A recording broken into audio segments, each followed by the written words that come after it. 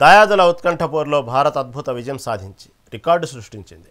Asia కప్ను 9 సార్లు గెలిచిన ఏకైక జట్టుగా భారత్ నిలిచింది. ఫైనల్లో భారత బౌలర్లు పాకిస్తాన్ను కేవలం 146 పరుగులకే కట్టడి చేసి అద్భుత ప్రదర్శన చేశారు. ఛేదనలో ఆరంభంలో 3 వికెట్లు కోల్పోయిన తిలక్ వర్మ, సంజు శాంసన్, శివం దుబేల అద్భుత పోరాటంతో భారత్ విజయాన్ని అందుకుంది.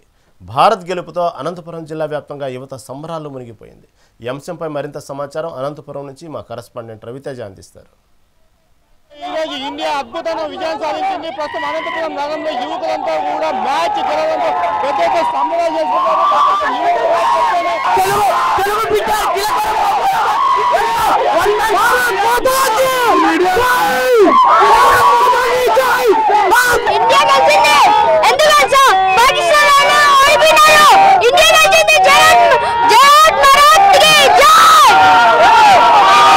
మ్యాచ్ ఒక దశలో చాలా కష్టాలు, భారత్ చాలా కష్టాల్లో ఉండడంతో మన తెలుగు బిడ్డ అయిన తిలక్ వర్మ ఒంటరి పోరాటం చేసి ఈ మ్యాచ్ ఎంతో విజయంతం చేసి కోరుతున్నాం.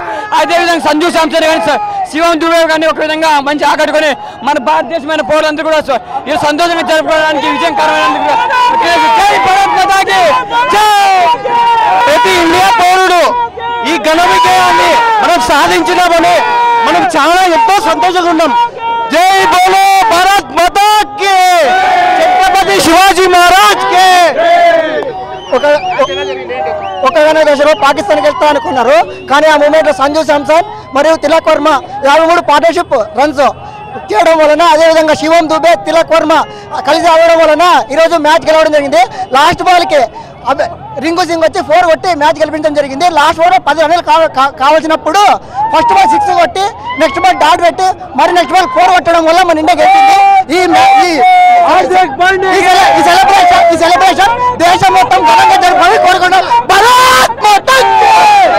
ఇప్పుడు పవర్ ప్లేలో 3 వికెట్లు తీసిన తర్వాత మనం ఓడిపోతాము అన్న విషయంలో అట్లాంటి తరుణంలో కూడా మనము ఇండియన్ ప్లేయర్స్ గెలిపించడం అనేది చాలా మన ఇండియాకే ప్రతిష్ట. India is one of the great country. India is one of the great country. Match కన్నా చూడాలి. మ్యాచ్ మనము ఎవరిగా ఈజీగా గెలిచాము, ఈజీగా కంట్రీగా గెలిచాము. మ్యాచ్ పరంగా మ్యాచ్ చూడాలి. వాళ్ళు అలా చూడలేదు, వాళ్ళ విఘ్నతకి వదిలేస్తున్నాం. మన విఘ్నత అది. మన మోడీ, మన ప్రధానమంత్రి మన విఘ్నత వదిలేస్తున్నాము. మన గ్రేట్ కంట్రీ. మన ఇండియన్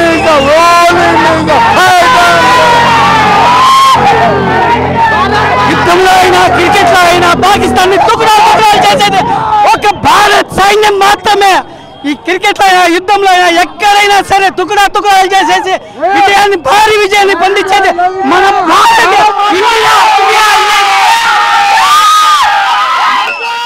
సింధూర్ యుద్ధం తర్వాత మన పాకిస్తాన్ తో మరొకసారి విజయం సాధించినామని మీ సగర్వంగా గౌరవించుకున్నా. సింధూర్ యుద్ధం తర్వాత ప్రతి భారతీయుడు తలెత్తుకొని గౌరవంగా ఈ రోజు ఎప్పుడు పాకిస్తాన్ తో మ్యాచ్ జరిగినా మనమే గెలవాలని ఆ దేవుణ్ణి కోరుకుంటున్నా. భారత్ మాతాకి జై. హమారే పాకిస్తాన్ హటా దాలో, హమారే పాకిస్తాన్